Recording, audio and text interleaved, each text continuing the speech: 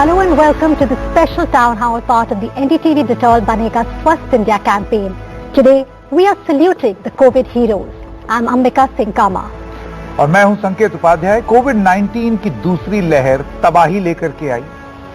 लोगों की तकलीफ, उनका संघर्ष जितना दिखा उससे कहीं ज्यादा अनसुना और अनदेखा रहा। लेकिन ऑक्सीजन की कमी, दवाई की कमी, बेड की कमी के बीच से ही उम्मीद की किरण जगी। कुछ ऐसे अनदेखे अनजाने लोग जो इस त्रासदी में और इस त्रासदी के चलते अपने बन गए, जिन्होंने कोरोना की जंग में एक अहम भूमिका निभाई।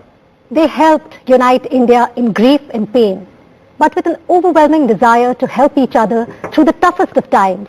We've seen how our country has come together to fight the virus. Exemplary work is being done by organizations, corporates and individuals in these difficult times, and a new breed of heroes with an invincible spirit and deep compassion and empathy have rushed forward to help fellow citizens.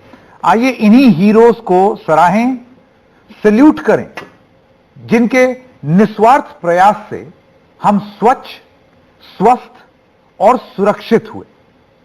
मैं स्वागत करना चाहता हूं हमारे अपने NDTV के chairman doctor Prannoy Roy का, जिनकी अगुवाई में यह मुहिम जारी है और पिछले 7 साल से लगातार हमारे साथ भारत को स्वस्थ और स्वच्छ कराने की इस मुहिम में कैंपेन एम्बेसडर की भूमिका निभाते हुए सदी के महानायक श्री अमिताभ बच्चन।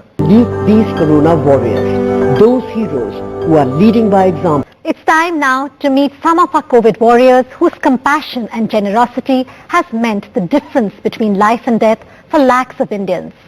हमारे साथ दिल्ली का एम्बुलेंस जोड़ा हिमांशु और ट्विंकल कालिया है। ट्विंकल और हिमांशु जी, आपको दिल्ली का एम्बुलेंस जोड़ा कहा जाता है। आपकी एम्बुलेंस गंभीर रूप से बीमार लोगों को अस्पताल और शवों को शमशान ले जाती रही है। आप खुद कैंसर को मात दे चुके हैं, तो अपनी हालत भूलकर दूसरों को मदद आप कैसे कर पाए? ट्विंकल को जैसे डायग्नोस हुआ ब्रेस्ट कैंसर और उसका ट्रीटमेंट चल रहा था, पहले ऑपरेशन हुआ, फिर कीमो हुई, फिर रेडिएशन हुआ। डॉक्टर ने सख्त हिदायत दी थी कि आपको ज्यादा से ज्यादा रेस्ट की जरूरत है, क्योंकि वेन्स बहुत वीक हो गई। लेकिन जिस तरीके से इमरजेंसी केसेस आए, कहीं मतलब भाग दौड़ बहुत बढ़ गई लोगों की, भागम भाग अस्पताल की तरफ, ऑक्सीजन की कमी, ऊपर यहाँ तक कई जगह से तो ऐसे फोन आए कि 2 दिन हो गए हैं डेड बॉडी को घर में पड़े हुए, लेकिन उससे कोई उठाने वाला नहीं है। उस दर्द के आगे ना, मतलब हमारी ये कोशिश थी कि हम मरहम रख पाए।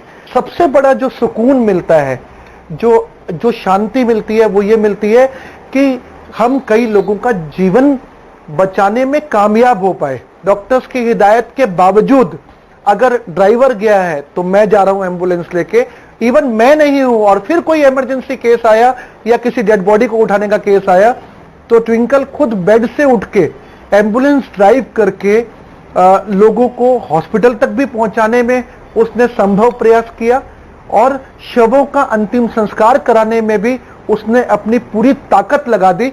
और जब मैंने उससे पूछा कि तुम खाना बनाने के लिए तो उठ नहीं पा रही थी, तो तुम ये केसेस कैसे कर लेती हो, तो उसने कहा कि पता नहीं उस समय ये एनर्जी कहां से आ जाती है और वो ताकत कहां से आ जाती है। अंकल जी, मैं आपसे सवाल पूछना चाहता हूं।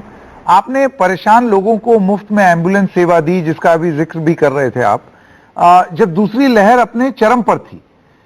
लेकिन आपकी ये एम्बुलेंस सेवा दरअसल कई साल से चल रही है। इसकी शुरुआत कैसे हुई?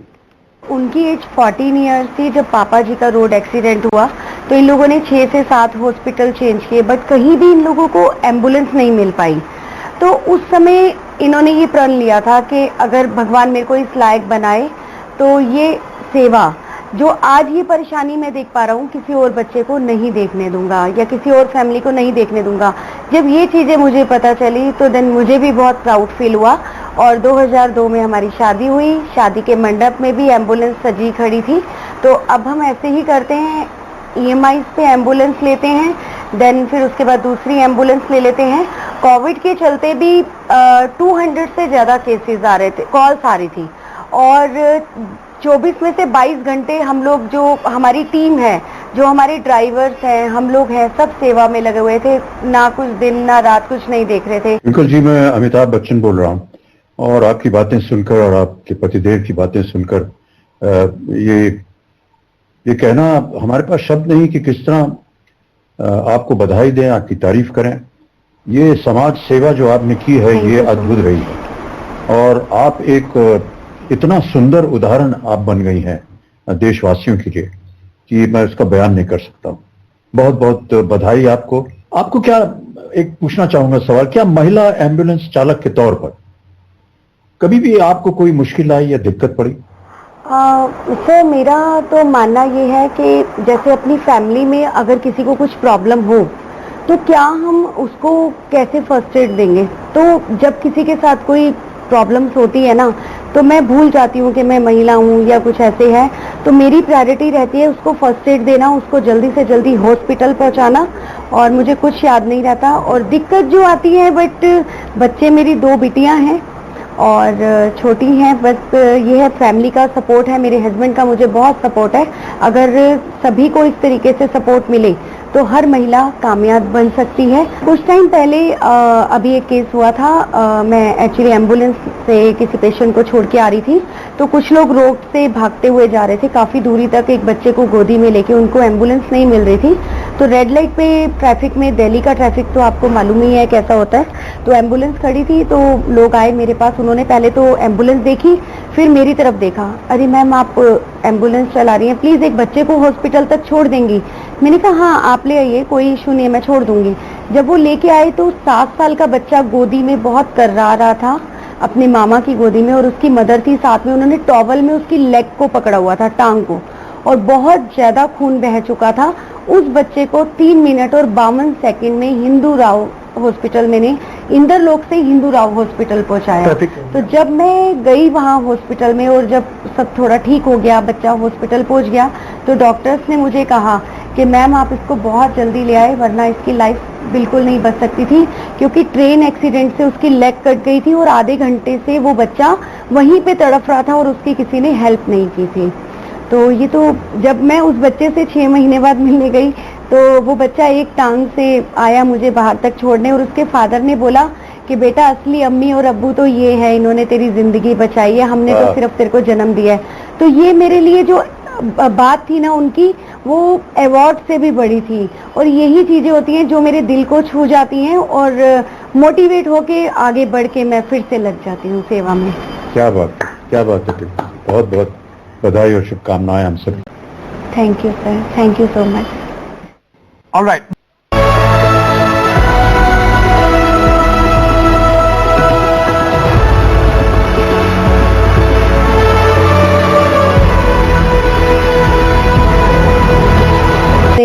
And now let's see, like India is expressing its gratitude to these everyday heroes who helped unite India in grief and pain, but with an overwhelming desire to help each other through the toughest of times.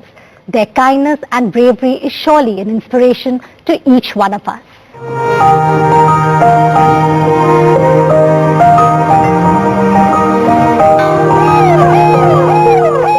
मैंने भगवान को सिर्फ पत्थरों में देखा है, आज मैंने इंसान के रूप में भगवान देखा है। हिमांशु जी और Twinkle ji, thanks to their service मैं आज अपनी वाइफ को अग्नि दे पाया, वरना शायद आज वो नहीं हो पाता।